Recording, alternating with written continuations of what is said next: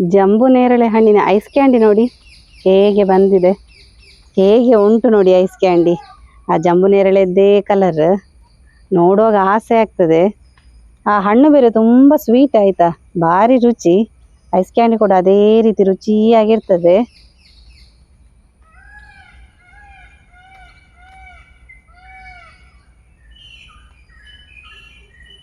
ಮನೆಯಲ್ಲೇ ಆದ ಜಂಬು ನೇರಳೆ ಹಣ್ಣು ನೋಡಿ ಅಂತೆ, ಮೂತಿ ನೋಡಿ ಕೆಂಪಾಗಿದೆ, ಒಳ್ಳೆ ಬಲ್ತಿದೆ ಆಯ್ತಾ. ಈ ಥರ ಕೈಯಲ್ಲಿ ತೆಗೆದ್ರೆ ಗೊಂಚಲು ಗೊಂಚಲು ಸಿಗ್ತದೆ. ಇದೊಂದು ನೋಡಿ ಅಂತೆ, ಕೆಳಗೆ ಬಿದ್ದಾಗ ಸ್ವಲ್ಪ ಪೆಟ್ಟಾಗಿದೆ. ಅಂದರೆ ನಮಗೆ ಉಂಟಲ್ಲ, ಕೈಯಲ್ಲಿ ತೆಗೆದ್ರೆ ಫುಲ್ ಸಿಗ್ತದೆ, ಕೆಳಗೆ ಬಿದ್ದಾಗ ಸ್ವಲ್ಪ ಸಿಕ್ಕಿದ್ರೆ ಕೂಡ ಸಾಕು, ಅಂದರೆ ಜಜ್ಜಿದಾಗೆ ಆಗ್ತದೆ. ತುಂಬ ಸಾಫ್ಟ್ ಆಯ್ತಾ ಇದು. ಇದು ನಾರ್ಮಲ್ ಜಂಬು ನೇರಳೆ ಅಲ್ಲ ನೋಡಿ, ಕೆಂಪು ಮತ್ತು ಬಿಳಿ ಮಿಕ್ಸ್ ಇರುವಂಥದ್ದು. ಅದು ತುಂಬ ಸ್ವೀಟ್ ಆಯ್ತಾ ಇದು. ಅಂದರೆ ನಾರ್ಮಲ್ ಬಿಳಿ ಇರ್ತದೆ ಅಥವಾ ಕೆಂಪು ಇರ್ತದೆ ಜಂಬು ನೇರಳೆ, ಇದು ಎರಡು ಮಿಕ್ಸ್ ಆದಂತಹ ಜಂಬು ನೇರಳೆ.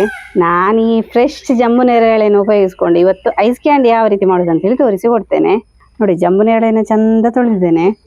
ಇದನ್ನು ಕಟ್ ಮಾಡುವ. ಮಧ್ಯದಲ್ಲೆಲ್ಲ ಬೀಜ ಇರ್ತದೆ ಆಯಿತಾ, ಅದನ್ನು ತೆಗೆದ್ರೆ ಆಯಿತು.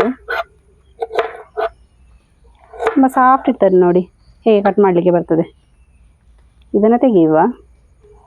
ಬೀಜ ಈ ಥರ ಒಳಗಡೆ ಇರ್ತದೆ ನೋಡಿ.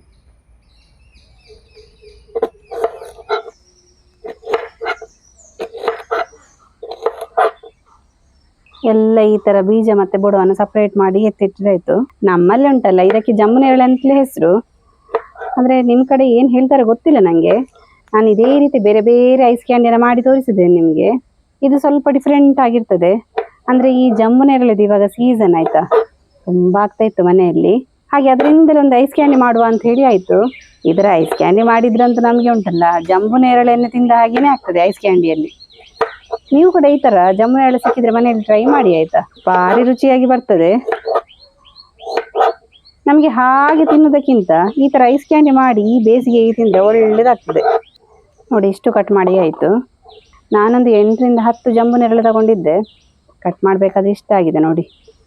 ನಮ್ಮ ಐಸ್ ಕ್ಯಾಂಡಿಗೆ ಎಷ್ಟು ಬೇಕಾಗ್ತದೆ.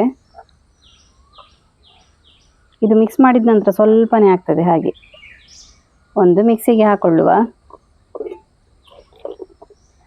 ಒಂದೇ ಸಲಕ್ಕೆ ಇಷ್ಟನ್ನು ಹಾಕೋಬಹುದು. ಇನ್ನು 5ರಿಂದ 6 ಸ್ಪೂನ್ ಆಗುವಷ್ಟು ಸಕ್ಕರೆಯನ್ನು ಸೇರಿಸುವ.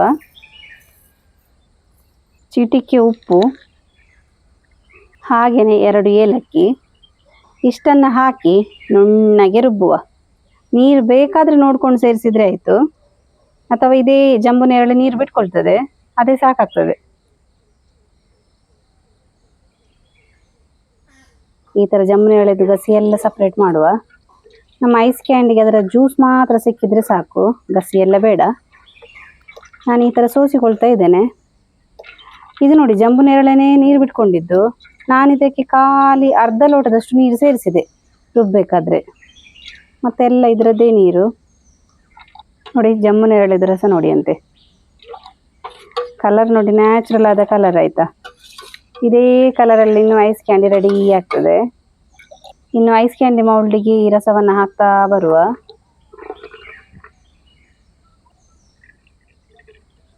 ನೋಡಿ ಈ ಥರ ಫುಲ್ ಹಾಕಿದರೆ ಆಯಿತು. ಕಡ್ಡಿ ಹಾಕಿ ಈ ಥರ ಮುಚ್ಚಿಡುವ. ಎಲ್ಲ ಐಸ್ ಕ್ಯಾಂಡಿಗೆ ರಸವನ್ನು ಹಾಕಿ ಈ ಥರ ಮುಚ್ಚಿಟ್ರೆ ಆಯಿತು. ನಂತರ ಒಂದು 7-8 ಗಂಟೆಗಳ ಕಾಲ ಫ್ರೀಸರಲ್ಲಿ ಇಟ್ಟರೆ ಒಳ್ಳೆ ಐಸ್ ಕ್ಯಾಂಡಿ ರೆಡಿ ಆಗ್ತದೆ.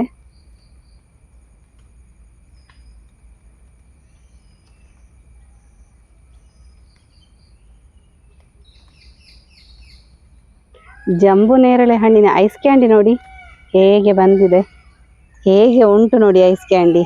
ಆ ಜಂಬು ನೇರಳೆದ್ದೇ ಕಲರ್, ನೋಡುವಾಗ ಆಸೆ ಆಗ್ತದೆ. ಆ ಹಣ್ಣು ಬೇರೆ ತುಂಬ ಸ್ವೀಟ್ ಆಯಿತಾ, ಭಾರಿ ರುಚಿ. ಐಸ್ ಕ್ಯಾಂಡಿ ಕೂಡ ಅದೇ ರೀತಿ ರುಚಿಯಾಗಿರ್ತದೆ.